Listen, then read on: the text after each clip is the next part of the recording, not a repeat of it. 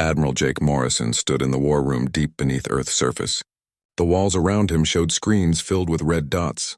Each dot was an enemy ship. There were so many dots that the screens looked like they had a disease. "How many ships are out there now?" Morrison asked his aide. 50,000, sir. Maybe more. They keep coming. Morrison was 58 years old. His hair was gray and his face had deep lines. The war had aged him 20 years in just 10. He had lost everything to this war. His wife died when the aliens bombed Chicago. His daughter was killed when they attacked the Mars colonies. Now Earth was all that was left of humanity. The door opened and Captain Ben Torres walked in. He was Morrison's best officer. Torres was young, only 35, but he had seen more battles than men twice his age. "Admiral, we just got their final message," Torres said. His voice was tired. Morrison looked at him. "Let me hear it." Torres pressed a button. A strange voice filled the room. It did not sound human. The words were cold and hard. "People of Earth, this is Admiral Vextar of the Coalition Forces. You have fought well, but your time is over. You will surrender now or we will destroy your world. You have one day to decide. If you do not surrender, every human will die. This is our final offer." The message ended. The room was quiet. Morrison walked to the big window that looked out at Earth's sky. He could see the planetary shield above them. It looked like a blue bubble covering the whole planet. The shield was the only thing keeping them alive. "How long can the shield hold?" Morrison asked. "Not long," Torres said. "Maybe 2 days if we're lucky." Morrison remembered when this all started 50 years ago. Humans had just learned to travel between stars. They were excited to meet other life forms. They built colonies on new worlds. They sent messages of friendship to anyone who would listen. The first aliens they met seemed nice. They were called the Zentarans. They had blue skin and big eyes. The Zentarans welcomed humans and traded with them. For 5 years everything was good. Then the attack started. It began with small raids on human ships. Then whole colonies went silent. When human soldiers went to check, they found nothing but empty buildings and burned ground. The aliens had taken everyone. Morrison was just a young captain then. He had been sent to investigate a missing colony on Kepler 452b. What he found there still gave him nightmares. The aliens had not just killed the colonists. They had done terrible things to them first. "Sir?" Torres was looking at him. Morrison came back to the present. "Sorry, I was thinking about the old days." "The old days are gone, sir. We need to think about tomorrow." Morrison nodded. Torres was right. The past was dead. Only the future mattered now. The door opened again. This time it was Dr. Lisa Hayes. She was 42 years old and the smartest person Morrison had ever met. She ran something called the Prometheus Project. Morrison did not fully understand what she did, but he knew it was important.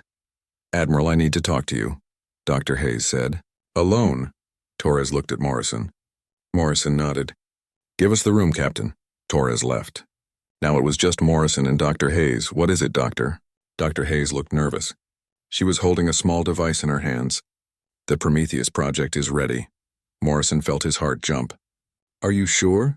"Yes, we finished the last test yesterday." "It works." Morrison sat down in his chair. He had been waiting for this news for 5 years. Dr. Hayes had promised him a weapon that could end the war. Now she was telling him it was ready. "Tell me how it works," Morrison said. Dr. Hayes took a deep breath. "We found some old machines on Proxima Centauri. They were left by a race that died out millions of years ago. The machines could control dark matter." Morrison did not understand science very well, but he tried to follow. "We learned how to copy their technology. We built 12 devices. Each device can destroy an entire star system." Morrison's eyes went wide. "Destroy a star system? I mean make it disappear. The stars, the planets, everything. It would be like they never existed." Morrison was quiet for a long time. This was bigger than he had expected. "Much bigger. Where are these devices now?" he asked. "We already put them in place. Each one is hidden near a coalition homeworld. They think they are just pieces of space junk." Morrison stood up and walked to the window again. Outside he could see explosions in the sky. The aliens were testing Earth's defenses. "How many people would die if we used these weapons?" Morrison asked. Dr. Hayes looked down. "Billions. Maybe hundreds of billions." Morrison felt sick. He had killed enemy soldiers in battle. That was war. But this was different. This was genocide. There has to be another way, he said. There is no other way, Admiral. You know what they did to our colonies. You know what they will do to Earth. They will not just kill us. They will make us suffer first. Morrison knew she was right. The aliens had made it clear. They thought humans were too dangerous to live. They would not stop until every human was dead. Commander Amy Walsh walked into the room. She was Morrison's intelligence officer. She looked worried. Admiral, we just got a message from Agent Stone. She's been undercover in Coalition space for 2 years. What does she say? Morrison asked. The Coalition leaders are meeting right now. They're planning to attack Earth no matter what we do. Even if we surrender, they're going to kill everyone. Morrison closed his eyes. He had hoped there might be a chance for peace. Now he knew there was not. They're not just going to kill us quickly either, Walsh continued. They want to make an example. They plan to broadcast our deaths across the galaxy. Morrison opened his eyes and looked at Dr. Hayes. How long would it take to activate your weapons? 6 hours to charge them up. Then they all fire at the same time. Morrison walked back to his desk. On it was a picture of his family. His wife and daughter smiled back at him. They had died believing in peace. They had died believing that humans and aliens could be friends. They had been wrong. Morrison looked up at Dr. Hayes and Commander Walsh. Get me President Robinson on the line. We need to talk. Outside, the alien ships moved closer to Earth. Soon they would attack. But Morrison had a surprise for them. Humanity was not as helpless as they thought. The war was about to change forever. President Kate Robinson appeared on the big screen in Morrison's war room. She looked tired and old. The war had been hard on everyone, but especially on her. She had to make the terrible choices that kept humanity alive. Admiral Morrison, she said, I heard about Dr. Hayes' project. Is it really ready? Yes, Madam President. Dr. Hayes says we can destroy all 12 Coalition homeworlds. President Robinson was quiet for a moment. She was 52 years old and had been president for 8 years. She had led humanity through the worst war in their history. How many innocent people would die? She asked. Dr. Hayes stepped forward.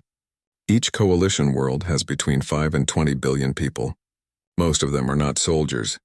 So we're talking about killing maybe 200 billion innocent people? Yes, Madam President. President Robinson looked sick. Morrison understood how she felt. No human leader had ever had to make a choice like this. Tell me more about these weapons, the president said. Dr. Hayes pulled out her computer. We call them Prometheus devices. They use dark matter to tear apart the space around a star. When that happens, everything in the system just stops existing. Stops existing? It's not like a bomb that destroys things. The matter just goes away. The stars, planets, moons, everything. It's like they were never there at all. Morrison watched the president's face. He could see her struggling with the idea. How do we know they work? President Robinson asked. We tested a small version on an asteroid, Dr. Hayes said. It worked perfectly. The asteroid just disappeared. General Pete Collins walked into the room. He was in charge of Earth's ground defenses. His job was to protect the planet if the aliens made it through the shield. Admiral, we have a problem, Collins said. Our spies report that the Coalition is planning something special for Earth. What do you mean? Morrison asked. They're not just going to destroy us. They want to capture some humans alive first. They plan to torture them on live broadcast across the galaxy. Morrison felt anger rise in his chest. Why? To send a message. They want other species to know what happens if you fight the Coalition. President Robinson's face went hard. They want to make an example of us. Yes, Madam President. They think humans are too violent. They want to show the galaxy that violence doesn't pay. Morrison almost laughed. The aliens thought humans were too violent, so they were going to torture and kill billions of people. The irony was not lost on him. Commander Walsh came in with more bad news. We just lost contact with Agent Stone. Her last message said the Coalition was moving faster than expected. How much faster? Morrison asked. They could attack in 18 hours instead of 24. Dr. Hayes looked worried. That gives us less time to charge the Prometheus devices. Morrison turned to President Robinson. Madam President, we need to make a decision now. President Robinson closed her eyes. When she opened them, Morrison could see the weight of the world in them. If we don't use these weapons, humanity dies, she said. Yes, if we do use them, we become the greatest killers in galactic history. Yes. President Robinson was quiet for a long time. Finally, she spoke. There's a third option. What if we tell them about the weapons first? What if we give them a chance to back down? Morrison thought about it. You mean threaten them? I mean give them a choice. Back off or face the consequences. Dr. Hayes shook her head. They won't believe us. They think we're just desperate humans making empty threats. Then we'll have to prove we're not bluffing, President Robinson said. Morrison liked the idea. It gave the aliens a chance to save themselves. If they were smart, they would listen. If they were not, then their deaths would be their own choice. How would we deliver the message? Morrison asked. Commander Walsh spoke up. We'd need to get through their blockade. That means sending someone on a suicide mission. I'll go, said a young voice from the back of the room. Everyone turned. Lieutenant Dan Cross was standing by the door. He was only 24 years old and looked even younger. He had been Morrison's aide for 6 months. Lieutenant, this isn't your fight, Morrison said. With respect, sir, this is everyone's fight. If we don't stop them here, there won't be any humans left to fight. Morrison looked at the young man. Cross reminded him of himself when he was young. Brave, stupid, and ready to die for what he believed in. It would be a one-way trip. Morrison said. I understand, sir. President Robinson looked at Cross. Son, do you understand what you're volunteering for? Yes, Madam President. Someone has to deliver the message. It might as well be me. Morrison made up his mind. Cross, go get ready. We'll use the stealth ship Aurora. It's our fastest ship. Yes, sir. Cross left the room. Morrison turned back to President Robinson. We'll need Captain Torres to create a diversion, Morrison said. Something big enough to draw their attention while Cross slips through. President Robinson nodded. Do it. Dr. Hayes looked nervous. What if they call our bluff? What if they attack anyway? Morrison and President Robinson looked at each other. They both knew the answer. Then we activate Prometheus, President Robinson said. All of them. The room was quiet. Everyone understood what that meant. If the aliens forced their hand, humanity would commit the greatest act of destruction in galactic history. Morrison thought about his family again. His wife had been a teacher. She believed in solving problems with words, not weapons. His daughter had wanted to be a diplomat. She dreamed of peace between humans and aliens. What would they think of him now? Would they understand that sometimes good people have to do terrible things? Morrison looked at the screens showing the alien fleet. They were getting closer. Soon, Earth would know if diplomacy could still work. If not, the galaxy was about to learn why it was a bad idea to threaten humanity's survival. Commander Walsh spoke up. Admiral, there's something else. We've been monitoring coalition communications. Some of their species are having second thoughts. What do you mean? 3 species want to withdraw from the attack. They're worried about human technology. Morrison felt a spark of hope. Which species? The Katarans, the Vorthak, and the Zillions. They make up about 15% of the coalition fleet. That's still 35,000 ships we'd be facing, General Collins said. Morrison nodded. Even with some aliens backing down, the odds were still impossible. But maybe, just maybe, their message would make the others think twice. How long until Cross is ready? Morrison asked. 2 hours, sir, Commander Walsh said. Morrison looked at his watch. In 2 hours, Lieutenant Cross would fly into certain death to deliver humanity's final ultimatum. After that, everything would depend on how the aliens reacted. Morrison hoped they would be smart enough to listen, but he was preparing for the possibility that they would not. Either way, the galaxy was about to change forever. Lieutenant Dan Cross sat in the pilot's seat of the stealth ship Aurora. The ship was small and fast, built for sneaking past enemy forces. It was also his tomb. Everyone knew he would not be coming back. Cross was not afraid. He had lost his parents when the aliens destroyed the Europa mining station. His sister died defending the colonies around Alpha Centauri. He had nothing left to lose and everything to fight for. Admiral Morrison's voice came through the radio. Cross, are you ready? Yes, sir. The message is loaded and ready to broadcast. Remember, you need to get close to their command ship. The message has to reach their leader directly. I understand, sir. Cross looked at the small device next to his seat. Inside it was humanity's ultimatum to the galaxy. Dr. Hayes had also given him proof that the Prometheus weapons existed. Pictures, technical data, everything the aliens would need to understand that humans were not bluffing. Captain Torres's voice came through the radio. Cross, we're starting the attack now. You'll have maybe 10 minutes while they're distracted. Copy that, Captain. Cross watched his screens as the human fleet moved toward the alien blockade. There were only 300 human ships left. They were facing 50,000 alien vessels. It was like watching ants fight elephants, but the human ships fought like they had a chance. They fired everything they had at the alien fleet. Missiles, lasers, plasma cannons, everything. The aliens were caught off guard by the sudden attack. "Now, Cross, go!" Morrison's voice shouted. Cross pushed his engines to maximum power. The Aurora shot forward like a bullet. The stealth systems made the ship almost invisible, but they would not work for long. Once he started broadcasting the message, every alien in the fleet would know where he was. Cross flew between the giant alien ships. Each one was bigger than anything humans had ever built. Some were 5 miles long. They looked like metal cities floating in space. The human fleet was taking heavy damage. Cross could see explosions everywhere. Captain Torres was losing ships fast, but he was giving Cross the time he needed. Torres to Cross, "We can't hold much longer." "How close are you?" Cross checked his instruments. "Almost there. I can see their command ship." The Coalition command ship was massive. It was 10 miles long and looked like a black diamond. Weapons covered every surface. This ship alone could probably destroy Earth's entire fleet. Cross flew closer. His instruments started beeping warnings. The aliens had spotted him. "Unknown human vessel, you will surrender immediately," came a voice over his radio. Cross ignored it. He was almost close enough. Alien fighters started chasing him. They were fast, but the Aurora was faster. Cross pushed his ship harder than it was designed to go.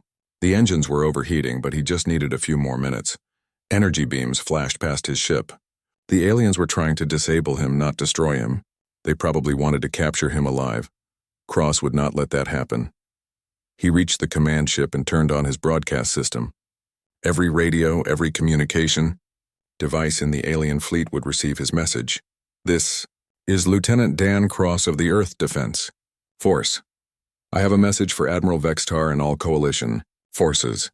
More alien fighters surrounded him now. They were being careful not to hit their own command ship.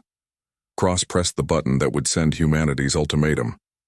"This is Earth's final communication to the galaxy. For 50 years you have hunted us. You have destroyed our colonies and killed our families. You say we are too violent to live, but you are the ones who brought violence to us." Cross's ship shook as alien weapons tried to disable his engines. "We offered you friendship and you gave us war. We sought peace and you brought us death. We tried to find a place in this galaxy, but you decided we had no right to exist." An alien beam hit his ship. Alarms started going off everywhere. "You think we are helpless. You think we have no choice but to die. You are wrong." Cross activated the technical data Dr. Hayes had given him. Images of the Prometheus weapons appeared on screens throughout the alien fleet. "We have built weapons that can destroy entire star systems. We have placed these weapons near each of your home worlds. We have the power to end all of you." Cross could hear angry alien voices on his radio. They were shouting in languages he did not understand. "But we do not want to be killers. We do not want to destroy innocent people. So we are giving you one last chance." Another hit. His ship was falling apart around him. "Leave our world alone. Go back to your homes and never threaten humanity again. If you do this, we will deactivate our weapons and seek peace." Cross looked at his screens. The alien command ship was right in front of him now. He could see Admiral Vextar through the bridge windows. "But if you attack our world, if you harm one more human being, then you cease to exist. All of you. Your worlds, your families, your entire species. We will wipe you from the galaxy." The alien fighters had stopped shooting. Cross's message had gotten their attention. "We do not make this threat lightly. We do not want to become what you fear we are. But if you force us to choose between your lives and our survival, we choose ourselves." Cross saw Admiral Vextar pointing at him through the window. The alien leader looked angry. "This is not a bluff. This is not desperation. This is a promise. One more attack and you cease to exist." Cross finished uploading all the technical data. Now the aliens could study it and see that humans were telling the truth. "The choice is yours," Cross said. "Choose wisely." Cross turned off his broadcast system. His job was done. The message had been sent across the galaxy. Every species would know that humanity had the power to destroy them all. Admiral Vextar's voice came over his radio. The alien leader sounded furious. "Foolish human. You think we fear your empty threats? We have faced stronger enemies than you and destroyed them all." Cross smiled. "Then you haven't been paying attention to the data I just sent you. Your species will die screaming. We will make sure the galaxy watches every moment. Cross saw weapons on the command ship turning toward him. He had seconds to live. Admiral Morrison, this is Cross, mission accomplished. The message is out. Good work, son, Morrison's voice said. Earth will remember what you did here. The alien weapons fired. Cross's ship exploded in a ball of fire and metal. But his mission was complete. Across the galaxy, every species was receiving Earth's ultimatum. Some would laugh. Some would be afraid. Some would try to negotiate. Admiral Vextar would ignore the warning. He was too proud and too angry to back down. He believed humans were bluffing. He was about to learn that humans never bluffed when their survival was at stake. In the debris of Cross's ship, the broadcast equipment kept working for a few more seconds. One last message went out to the galaxy. Tell your children about this day. Tell them about the species that wanted only to live in peace. Tell them what happened when that peace was denied. Then the signal died. Lieutenant Dan Cross was gone. But his message would echo across the galaxy forever. On Earth, Admiral Morrison watched the explosion that had killed the young officer. Morrison felt sad but also proud. Cross had died like a hero. Now it was time to see if his death would save humanity, or if it would just be the beginning of the greatest slaughter in galactic history. The aliens had their warning. What they did next would decide the fate of every living thing in the galaxy. Admiral Vextar stared at the burning remains of the human ship. The young pilot was dead, but his message was spreading across the galaxy like fire. Every species with a radio was hearing humanity's ultimatum. Vextar was tall and thin with gray skin and 4 arms. His species, the Zentarans, had been fighting wars for thousands of years. They had never lost a battle. They had never backed down from a fight. He would not start now.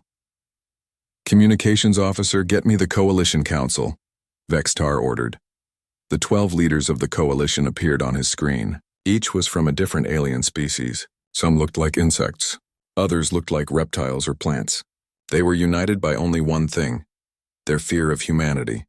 Did you all receive the human transmission? Vextar asked. We did, said Counselor Thex, leader of the Rigelian Empire. Our scientists are analyzing their data now. And what do they say? Counselor Thex looked nervous. The technology appears to be real. The humans may actually have the weapons they claim. Vexitar felt anger rise in his chest. It doesn't matter if they have these weapons. We cannot let them threaten us, Admiral, said another voice.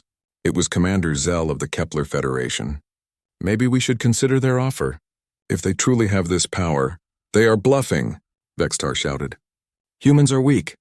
They do not have the stomach for real war. But even as he said it, Vextar felt doubt creeping into his mind. The technical data the humans had sent was very detailed. His own scientists were studying it now. Dr. Zenai, the Coalition's chief scientist, appeared on his screen. She looked worried. Admiral, I have finished my analysis of the human data. Tell me it's fake, Vextar said. I cannot. The physics are sound. The technology is possible. If they have built these weapons, they could do exactly what they claim. The Coalition leaders started talking at once. Some wanted to withdraw their fleets. Others wanted to attack immediately before the humans could use their weapons. Silence, Vextar shouted. We will not be intimidated by human threats. But Admiral, Counselor Thex said, if they activate these weapons, our homeworlds could be destroyed. Then we destroy them first. We attack now before they can react. Commander Zell shook her head. Admiral, you are not thinking clearly. Even if we win, we lose. If these weapons exist and we attack, our civilizations die. Vextar looked at the other leaders. He could see fear in their eyes. Some were already preparing to withdraw their ships. You are all cowards, he said. We have fought for 50 years to rid the galaxy of the human threat. Now you want to give up because of empty words? They are not empty words if the weapons are real, said Dr. Zenai. Vextar turned off the communication screen. He did not want to hear any more doubts. The humans were desperate. They were making threats they could not carry out. But a small part of his mind remembered something. 50 years ago, when the war started, the Coalition had thought humans were weak and primitive. They had expected an easy victory. The humans had surprised them then. Could they surprise them again? Vextar pushed the thought away. He had come too far to stop now. On Earth, Admiral Morrison was watching the alien fleet through his telescopes. Some of the ships were moving away from Earth. 3 whole species had decided to withdraw their forces. How many ships are leaving? Morrison asked. Commander Walsh checked her instruments. About 8,000 ships, sir. That leaves 42,000. Morrison felt a small bit of hope. The message was working. Some aliens were smart enough to listen, but 42,000 ships were still enough to destroy Earth 100 times over. Dr. Hayes walked into the war room. She looked tired and worried.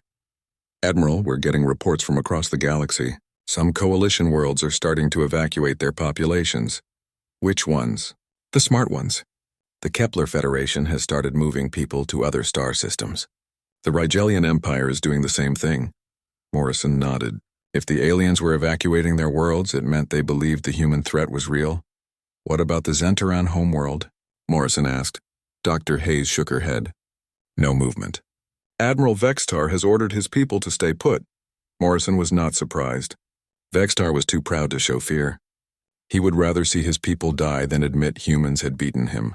President Robinson's face appeared on the main screen. She looked like she had not slept in days. Admiral, what's the status? Some coalition forces are withdrawing, Madam President, but most are still preparing to attack. How long until they reach us? 6 hours, maybe less. President Robinson closed her eyes. And how long until the Prometheus weapons are ready? Dr. Hayes answered. 5 hours to full charge, Madam President. So if they attack in 6 hours, we'll be ready. Yes, ma'am. President Robinson was quiet for a long time. Morrison could see the weight of decision crushing her. I keep thinking about those billions of innocent people, she said finally. Morrison understood. Every coalition world had children, families, people who had nothing to do with the war. If they activated Prometheus, all those people would die. Madam President, Morrison said, they made their choice when they decided to attack us. Did they? Or did their leaders make that choice for them? Morrison had no answer. War was never fair to innocent people. Commander Walsh interrupted their conversation. Admiral, we're getting a transmission from the Coalition fleet. Put it on screen. Admiral Vextar's face appeared. He looked angry and determined. Admiral Morrison, I am Admiral Vextar of the Coalition forces. I have received your pathetic threats. Morrison said nothing. He let the alien leader talk. You think you can frighten us with stories of super weapons? We have faced stronger enemies than you and destroyed them all. Have you analyzed the data we sent? Morrison asked. We have. Our scientists say it might be real. But even if it is, we will not be intimidated. Morrison felt his heart sink. The alien leader was not going to back down. Admiral Vextar, you are making a mistake. We do not want to kill innocent people, but we will not let you destroy our world. Your world is already dead, Vextar shouted. In 6 hours, Earth will be nothing but burned rock, and we will make sure every species in the galaxy watches. The transmission ended. Morrison looked at President Robinson. She had heard everything. He's not going to listen, Morrison said. No, he's not. Morrison turned to Dr. Hayes. Doctor, begin final preparations for Prometheus activation. Dr. Hayes nodded. Yes, sir. All 12 devices are responding normally. We can fire them at any time after full charge. Morrison looked at his watch. 5 hours until the weapons were ready. 6 hours until the aliens attacked. It was going to be close. But Morrison was no longer worried about whether they could stop the alien attack. He was worried about what humanity would become after they did. In 5 hours, they would either save the human race or become the greatest killers in galactic history. Maybe both. The alien fleet moved toward Earth like a storm of metal and death. Admiral Vextar stood on the bridge of his command ship, watching the blue planet grow larger on his screens. Soon the last humans would be dead. Admiral, his communications officer said, we are receiving surrender requests from 3 more coalition species. Vextar snarled, Cowards! How many ships are we losing? Another 5,000, sir. That leaves us with 37,000 vessels. Vextar was angry but not worried. 37,000 ships were still more than enough to destroy one small planet. On Earth, Admiral Morrison watched the approaching fleet from his war room. The planetary shield was holding, but it would not last much longer under concentrated fire. Dr. Hayes worked frantically at her control station. The Prometheus weapons were almost ready. 4 minutes to full charge, she announced. Morrison looked at his watch. The alien fleet would reach Earth in 3 minutes. They're going to get here before we're ready, Commander Walsh said. Morrison nodded. How long can the shield hold? General Collins answered. maybe 10 minutes under full attack. Morrison did the math in his head. The aliens would start shooting in 3 minutes. The shield would fall in 13 minutes, but the Prometheus weapons would be ready in 4 minutes. That gave them 9 minutes to make the most important decision in human history. "Sir," Captain Torres said over the radio, "my fighters are ready for one last attack." Morrison looked at the screens showing Torres's small squadron. There were only 50 human ships left. They could not stop the alien fleet, but they could buy Earth a few more minutes. "Negative, Captain. Hold position and wait for my orders." President Robinson appeared on the main screen. "Admiral, the Prometheus weapons are ready to fire?" "In 3 minutes, Madam President. And if we don't fire them?" Morrison looked at the approaching alien fleet. "Then in 30 minutes every human being will be dead." President Robinson closed her eyes. When she opened them, Morrison saw that she had made her decision. "Prepare to fire the weapons," she said. "Madam President," Dr. Hayes interrupted. "I found something. Dr. Emma Ford, my assistant, discovered a way to modify the targeting." Morrison looked up. "What do you mean?" "Instead of destroying entire star systems, we can target just the military installations and fleets. The planets and civilian populations would survive." President Robinson's eyes went wide. "Is that possible?" "Yes, but it's more difficult. And we can't target the ships that are here attacking Earth. They're too close to us." Morrison understood. They could destroy every coalition military base and ship in the galaxy, but they could not stop the fleet that was about to attack Earth. The human fleet would have to handle that. "How long to reprogram the weapons?" Morrison asked. 2 minutes. Morrison made his choice. "Do it. Reprogram them to spare civilian populations." Dr. Hayes's fingers flew over her controls. "Reprogramming now." On his screen, Morrison could see the first alien ships entering Earth's atmosphere. The planetary shield flashed as enemy weapons struck it. "Shield at 90%, General Collins reported. "Admiral," President Robinson said, "are you sure about this? If we show mercy and it backfires." Morrison thought about his wife and daughter. They would have wanted him to show mercy. They would have wanted him to find a better way. "I'm sure, Madam President, the alien bombardment increased. Earth's shield was taking massive damage. Shield at 70%, Collins reported. Dr. Hayes looked up from her controls. "Reprogramming complete. Prometheus weapons are ready to fire." Morrison looked at President Robinson. She nodded. "Dr. Hayes," Morrison said, "activate Prometheus. All devices now." Dr. Hayes pressed the button that would change the galaxy forever. Across space, 12 hidden devices activated simultaneously. Near each coalition homeworld, quantum fields began to form. But instead of targeting the planets themselves, they targeted military installations. On the Zentaran homeworld, Admiral Vextar's family watched the sky as their world's defense fleet simply vanished. The ships did not explode. They did not crash. They just stopped existing. The same thing happened across the galaxy. Every coalition military base, every warship, every weapons factory disappeared in an instant. Billions of soldiers and officers ceased to exist. But the planets remained. The cities remained. The civilian populations remained. In the space around Earth, Admiral Vextar felt his ship shudder as the quantum field reached his fleet. "What's happening?" he shouted. His science officer looked at her instruments in horror. "Sir, the humans activated their weapons.